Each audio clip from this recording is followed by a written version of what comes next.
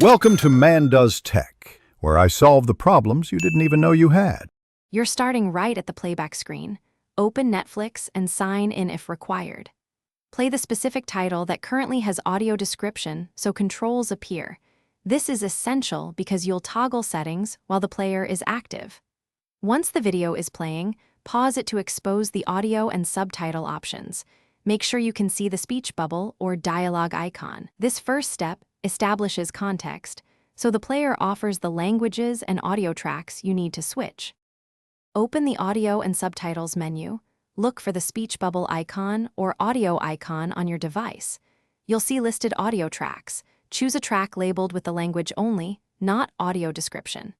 Selecting that track disables descriptive narration because you're switching from the AD stream to the primary mix. After you select it, confirm by tapping outside the menu and press play. If the interface hides the menu, try tapping the screen or remote's OK button to force it visible. Then change the track again. Finish by ensuring the change sticks.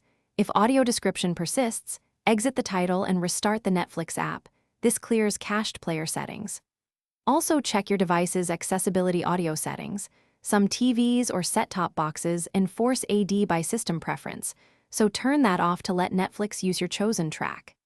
If problems continue, log out and back in or reinstall the app to refresh profiles. One key troubleshooting tip: try a different device briefly. If AD disappears there, the issue is local to the original device settings. Thanks for watching. If you found this helpful, don't forget to like and subscribe.